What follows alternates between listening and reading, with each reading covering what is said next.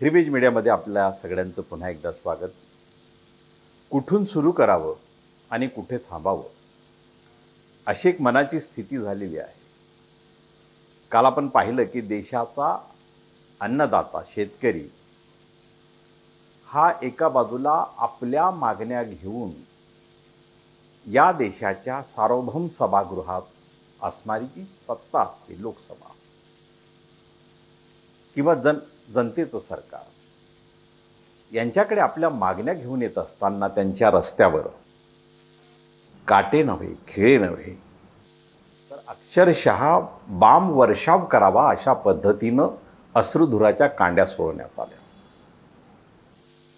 लोकशाही व्यवस्थेमध्ये लोकांचं आंदोलन हे लोकांच्या प्रश्नांवर असतं. ते प्रश्न सुटावेत ही लोकांची एक रास्त आणि किमान अपेक्षा असते.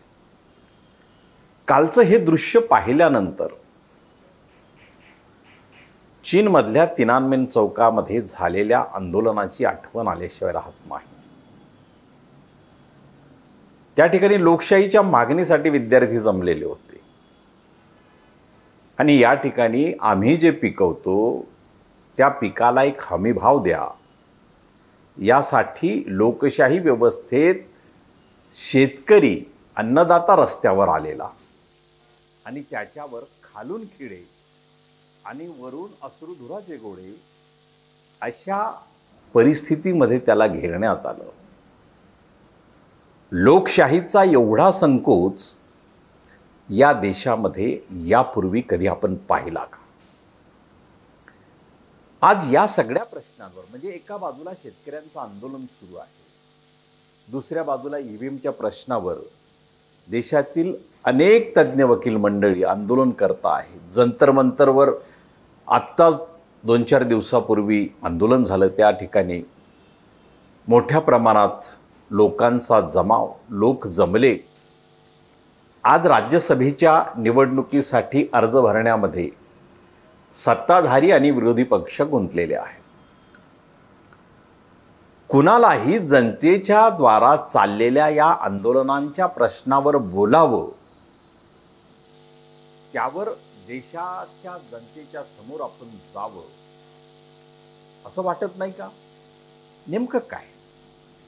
विरोधी पक्ष म्हणून एका बाजूला जेव्हा इंडिया आघाडी उभी राहते आणि या इंडिया आघाडीच्या माध्यमातून लोकांना असा विश्वास दिला जातो की येणाऱ्या काळात हे प्रश्न सोडविण्यासाठी आम्ही येतो आहोत आणि हे लोकशाहीतलं आव्हान. राहुल गांधींची उत्तर पूर्व भारतातून भारत न्याय यात्रा सुरू होते आणि एक एक झटका राहुल गांधींना मिळतो. पश्चिम बंगालमध्ये ममता बॅनर्जी यांनी इंडिया आघाडीतून आपण बाहेर पडत असल्याची अधिकृत घोषणाच केली राहुल गांधी यांचं पश्चिम बंगालमध्ये आगमन होण्यापूर्वी. झारखंडमध्ये त्यांचं आगमन होण्यापूर्वी झारखंडचे मुख्यमंत्री हेमंत सोरेन यांना अटक करण्यात आली, पण हेमंत सोरेन यांनी केंद्र सरकारच्या दमन नीतीविरोधात किंवा त्यांनी घेतलेल्या भूमिकेच्या विरोधात लढण्याचा निर्णय घेतला आणि ते उभे राहिले. बिहारमध्ये नितीश कुमार यांचं नाव आता पलटी बाबूस झालेलं आहे आणि त्यांनी इंडिया आघाडीतून केव्हा आपल्याला बाहेर करून घेतलं हे कळलं देखील नाही.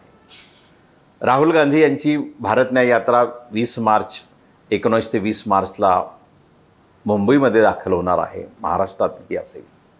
तत्पूर्वी काँग्रेसचे 3 मोहरे आणि एकतर माजी मुख्यमंत्री देखील काँग्रेसमधून बाहेर पडलेले आहेत.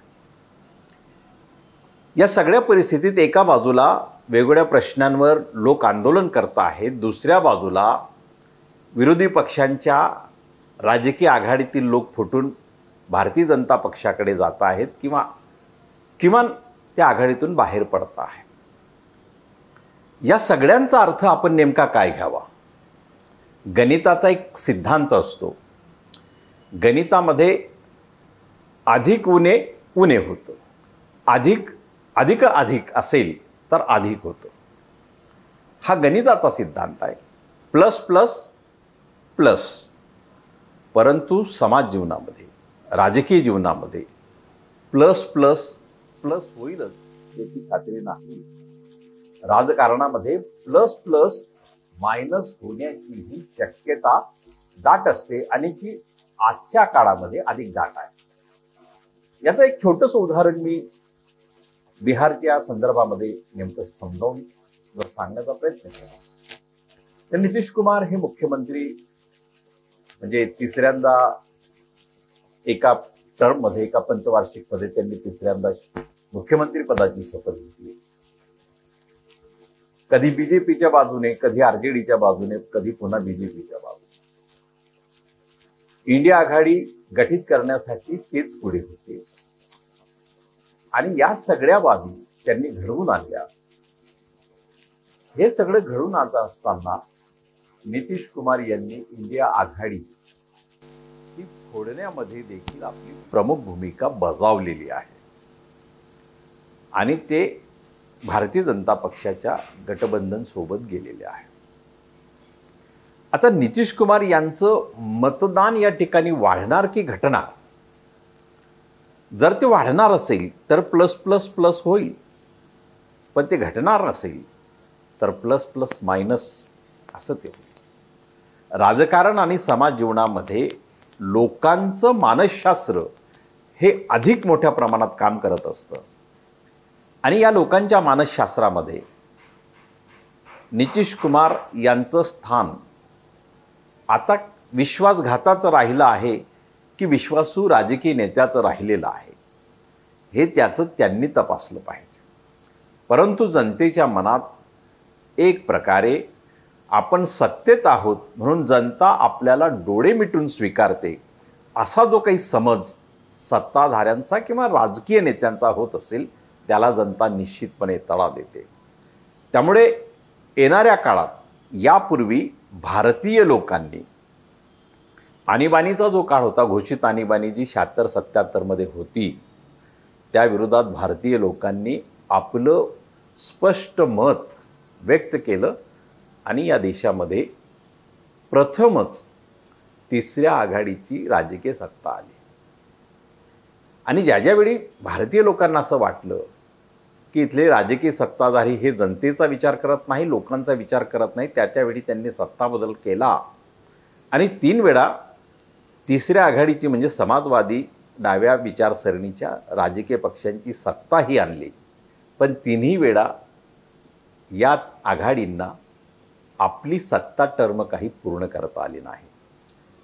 म्हणून एका बाजूला काँग्रेसच्या सत्तेला विटलेले, दुसऱ्या बाजूला तिसऱ्या आघाडीची जी राजकीय सत्ता आहे ती टर्म पुरी करत नाही, अशा कैचीत सापडलेल्या भारतीय लोकांनी एक नवा पर्याय म्हणून भारतीय जनता पक्षाला सत्तेवर आणलं आणि गेली 10 वर्ष ते सत्तेवर आहेत. पण या काळात भांडवलदारांच्या हिताचे निर्णय होत आहेत असा जाहीर आरोप लोकसभेत होतो, लोकांच्या मनात होतो आणि लोकांच्या जीवनामध्ये म्हणजे तरुणांच्यासाठी बेरोजगारी आहे, महागाई आहे, अनेक प्रश्न आहेत, शेतकऱ्यांचे प्रश्न आहेत, आदिवासींच्या जमिनीच्या संदर्भातले प्रश्न, अनेक प्रश्न आहेत, ईव्हीएमचा प्रश्न आहे, ओपीएसचा प्रश्न आहे, अग्निवीर सारख्या जवानांचा निर्माण झालेला बेरोजगारीचा प्रश्न आहे. या सगळ्या प्रश्नांवर देशभरातली तरुण आणि जनता एकवटते आहे आणि देशातले राजकीय पक्ष त्यावर काहीही भाष्य करत नाही, भूमिका घेत नाही.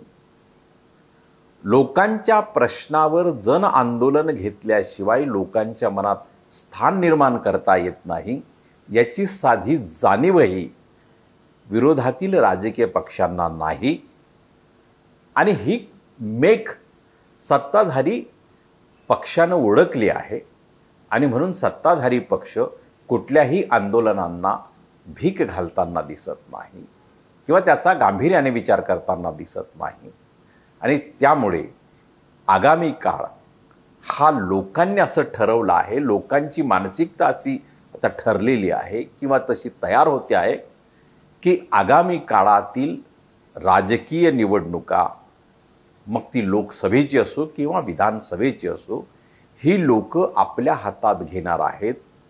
या निवडणुकीचं नेतृत्व लोक करणार आहेत. त्यामुळे कुठल्याही विरोधी पक्षाचाही राजकीय नेता आणि सत्ताधारी पक्षाचाही राजकीय नेता या निवडणुकीच्या नेतृत्वस्थानी दिसणार नाहीत. जनता हे ठरवते आहे आणि लोक यावर आपलं मत व्यक्त करतील आणि ते मत कसं सुरक्षित राहील यासाठी अनेक आंदोलनं देशामध्ये आहेत. परंतु आजच्या घडीला एक मात्र आपल्याला ठामपणे सांगता येईल की आगामी काळातील लोकसभा निवडणुका या भारतीय लोकांच्या नेतृत्वाखाली होतील आणि भारतीय लोकांची विवेकशील मानसिकता त्यातून प्रकट होईल यामध्ये कोणताही संदेह असण्याचं कारण नाही. धन्यवाद.